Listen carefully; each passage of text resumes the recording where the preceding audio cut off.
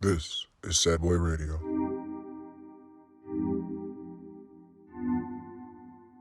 All right, everybody, welcome back to Sad Boy Radio. Today we got a very special episode. It's a little different. We're doing a Zoom, right? So today I'm interviewing a new guest. They're all the way from out in California. Her name is Tora. Go ahead and introduce yourself. Hi, everybody. I'm Tora Woloshin, singer, songwriter, entrepreneur. Yeah, there you go. So that's her. That's the basics of her. But go ahead and let them know who you are, what you've been up to, and how we found each other in a sense. Yeah, well, I've been doing a lot of music submissions. I actually just dropped a music video for my song Anaerobic, just on the 4th of July, so that's out, YouTube. And I'm about to host a little car show event for my new TV show called Riding in Cars with Tora. So that's exciting. You can find us on Instagram as well. And we'll be shooting another music video in October. Hopefully I'll have it out by New Year for Listen, my single Listen. And yeah, there's a lot of things in the work. A lot of stuff is happening, and yeah, I'm excited. There you go, big moves only. And I just wanted to say thank you real quick, while we're getting started, for hopping on.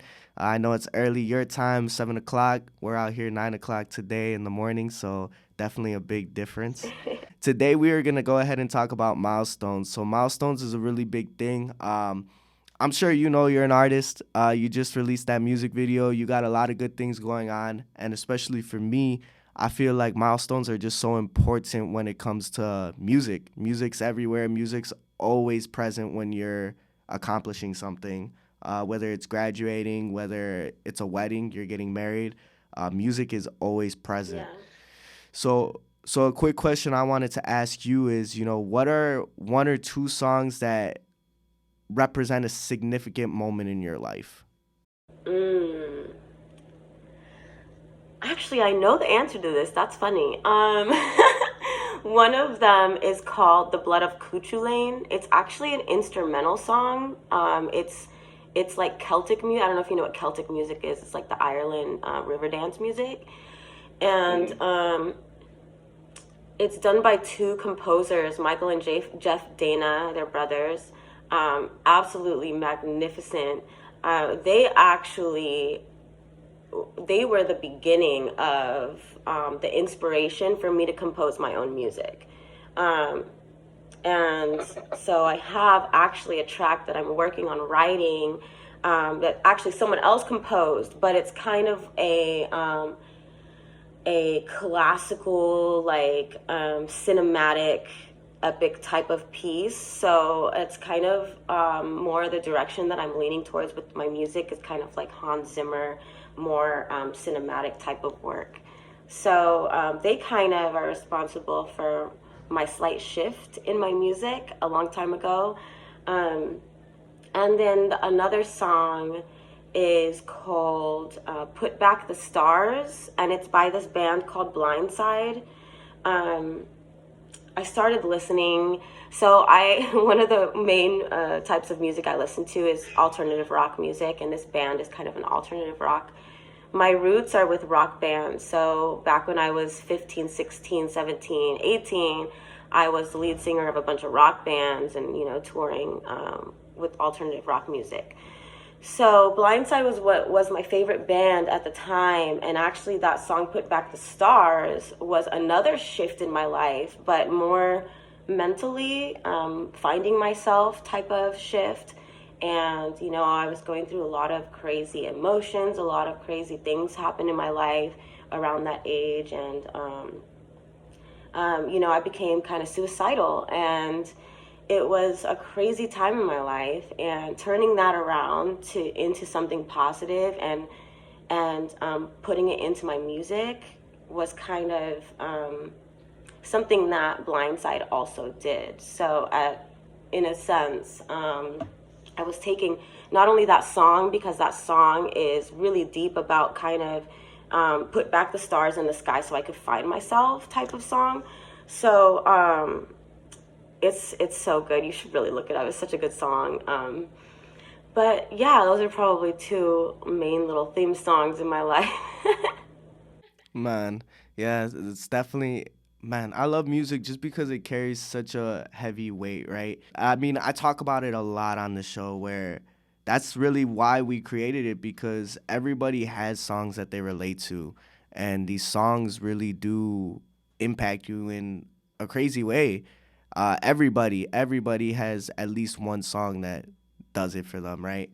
So I'll definitely go ahead and take a look at those songs. Just go ahead and send them to me so I do have them on deck. I'll go play them in the car once we leave. So what was it that inspired Tora? The music. I know you talked about what inspired the shift, but what inspired you to start? You know, I have no memory of when I started because my mom talks about how before I could talk, before I was actually saying words, I started singing the words. So I started like mocking people on the radio and trying to sing along to Mariah Carey when I was like 1 years old or like an infant, however old, I don't remember. But what I do remember, I do remember being about 3 or 4 years old, and taking my first dance class, which was tap dance, and I started wanting to do performing and singing and dancing in front of people. But at the time, I was too young for any of those little performing arts groups, those little like those youth organizations where they do like musicals and showcases and all of that stuff.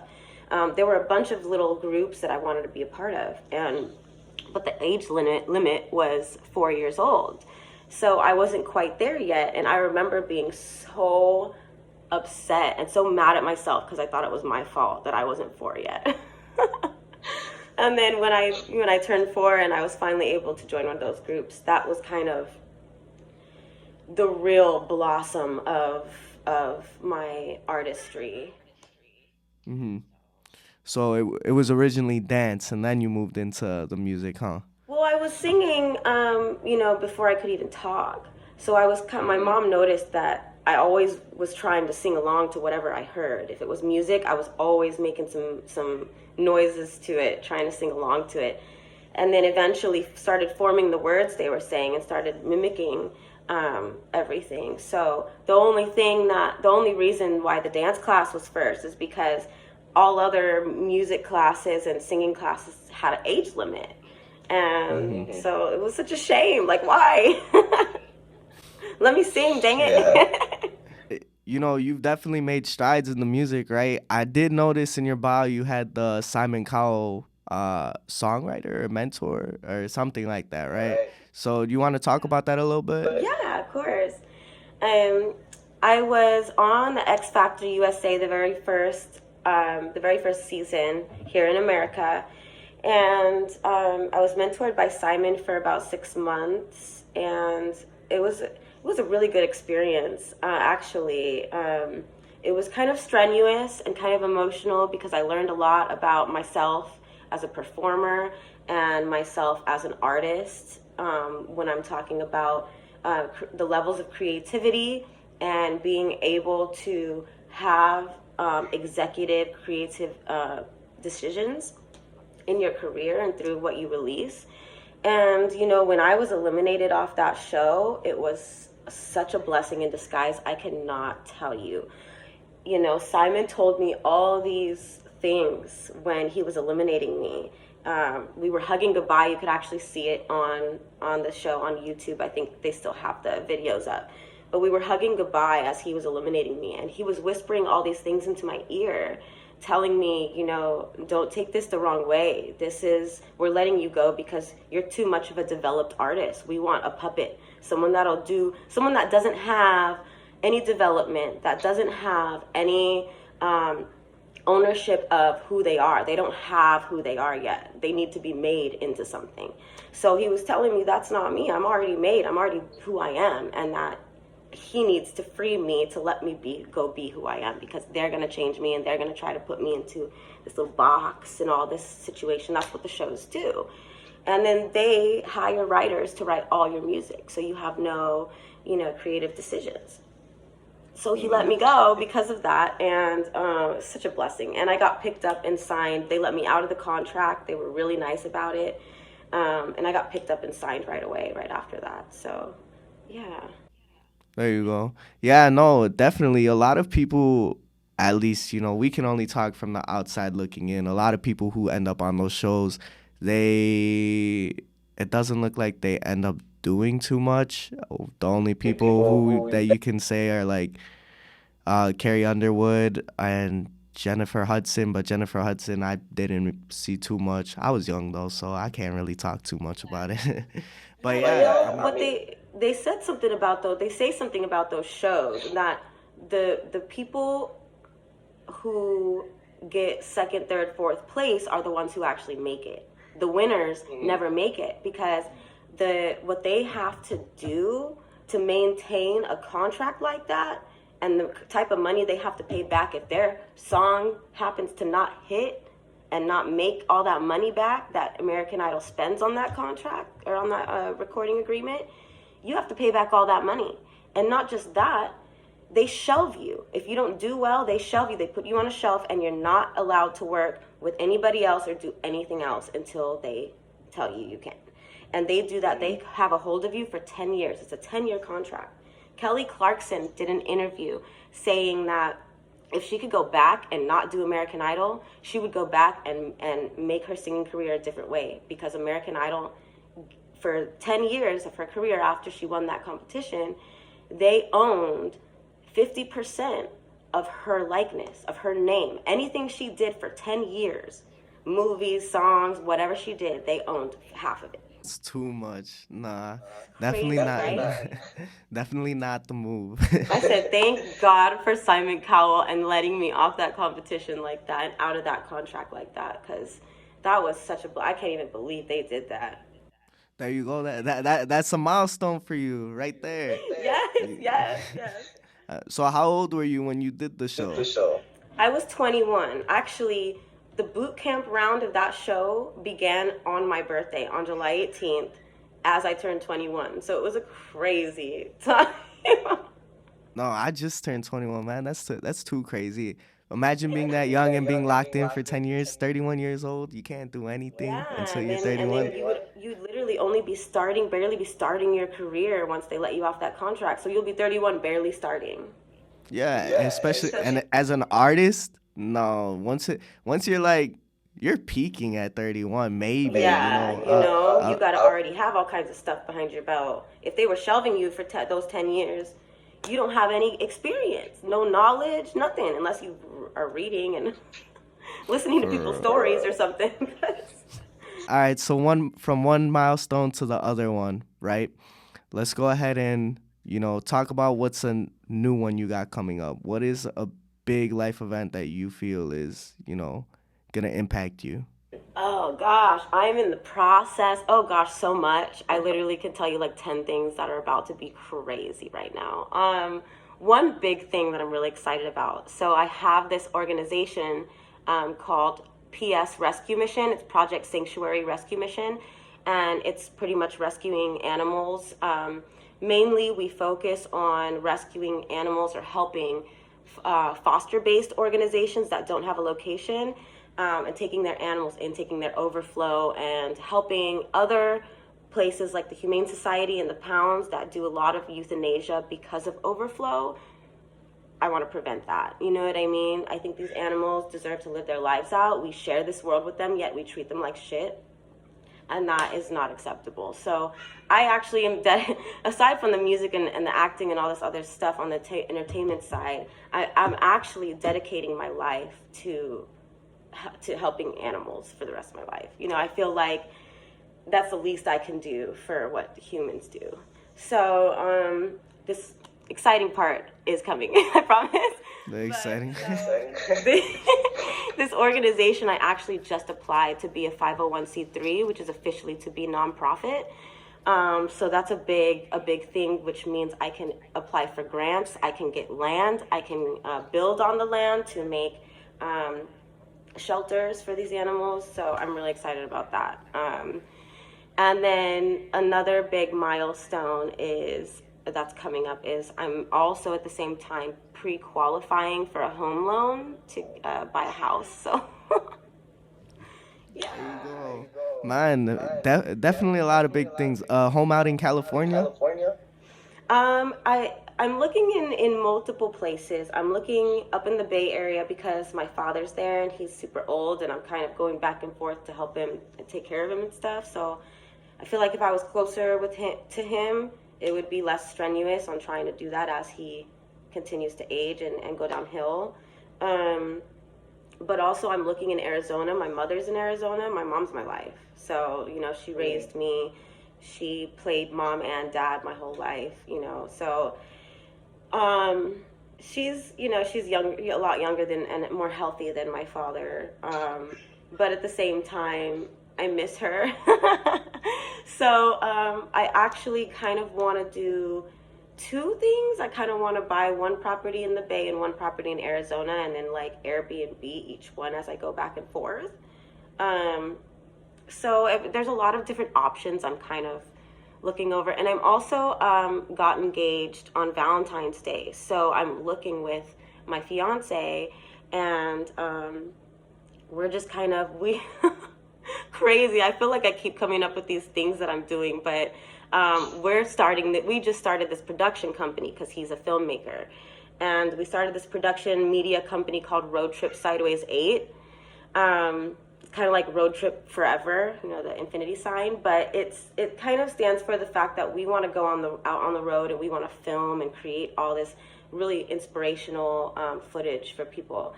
And yeah, we have all these plans we really want to make one of our properties for the rescue. So I'm hoping to kind of mix it all together. It should just fall right into place. I'm hoping that it just kind of all falls into place as everything unravels and all these long steps like pre-qualifying and getting grants and all this kind of unfolds, and hopefully Yeah.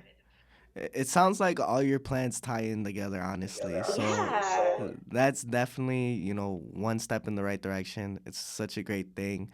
Um, One question I did want to ask you, now that you mentioned a fiance, how has that impacted your music, or how has that been a major like milestone for you? Wow, it's been absolute blessing. This man is like such a blessing in my life, and he, before he came into my life, I was kind of, struggling a little bit with trying to keep releasing music and trying to release music videos that don't look like shit, and and it was just, I met him, and he literally makes footage. I saw his footage, and it just blew me away, and I could not. But before I even saw his footage, I swear I fell in love with him. He was booked to film on a music video that I was booked to dance for. So that's how we met. And he turned my whole turned my whole career around. He doesn't know this, but he kind of did. I released this really good music video to my song America, and I just felt like that was a huge step forward visually for my career. And not only that, but he has been so supportive of my music. He's always so supportive. Every dream I have, it's like he also dreams it. So it's like we're on the same exact path. We want to do the same stuff in life. So it's so easy with him. Man. Hey, she's making love sound nice right now, bro, and it's Sad Boy Radio. I'm telling you. Nah, I get you. So, what's the song you would dedicate to him? You gotta show him this after this. Yeah, I know, I will. There's a lot of songs I would dedicate to him. It's an old '60s song. Oh, okay. By gosh. You guys would know it too. It's funny. We actually have a playlist on Spotify that we made together that has like 200 songs that we would dedicate to each other in it. She's gonna have to drop the link for the Spotify playlist. Yeah, I'll send that. I'll send you the playlist too. It's dope. No, It's dope. man, nah. Different music. I always talk about it. I'm like, man, I love music. And everybody's like, how, dude? You're not even, like, you haven't been in a relationship in a long time. I'm like, man, this is sad boy radio. Leave me alone. It's definitely a good thing to have that person. And just creating all these milestones, it honestly sounds like you got a lot of dope stuff coming up. And I'm excited to see it. You know, your life has been, it's been quite the trip from the short time we've been able to talk about it. But I do know you got some things to take care of today. So I'll go ahead and, one thing I want to close out with. I did mention you bringing a sentimental item. Do you have it on hand? I do, but oh my gosh, I just remembered the song. So it goes, I've been really trying, baby, trying to hold back this feeling for so long.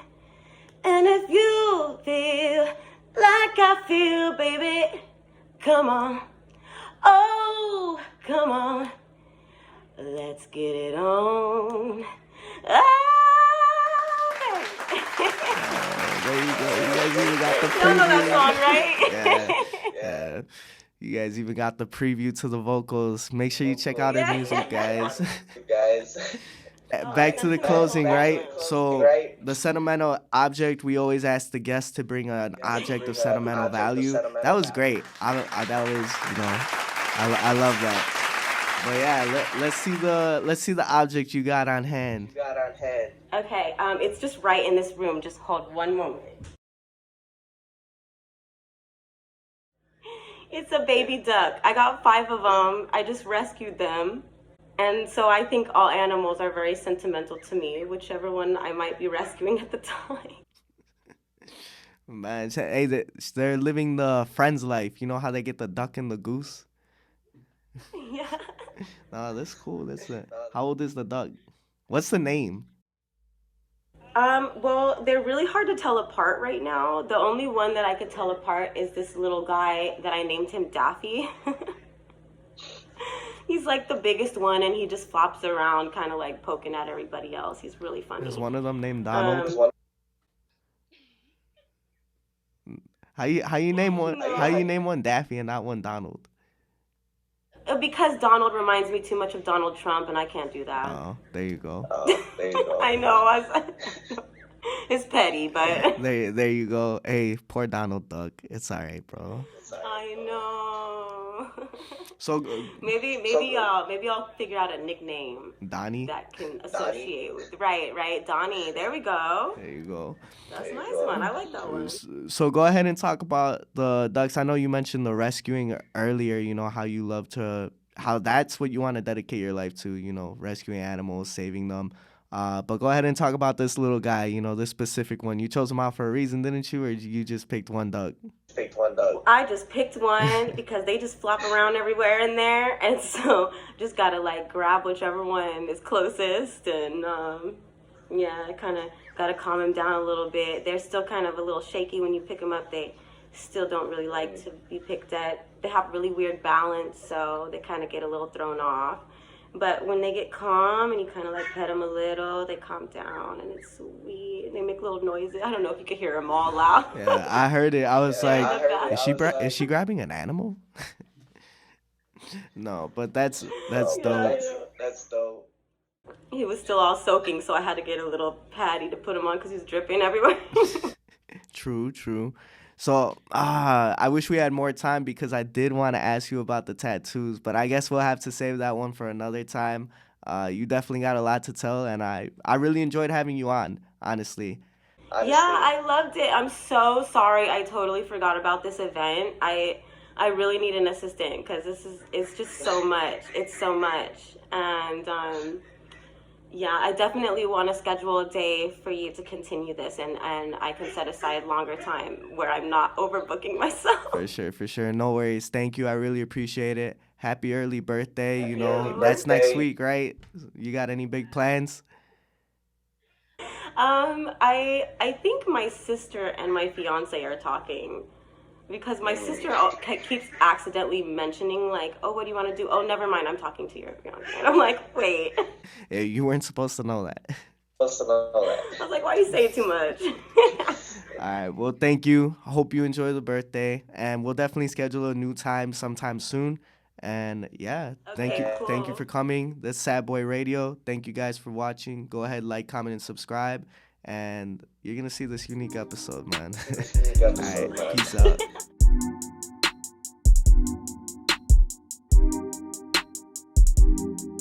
This is Sad Boy Radio.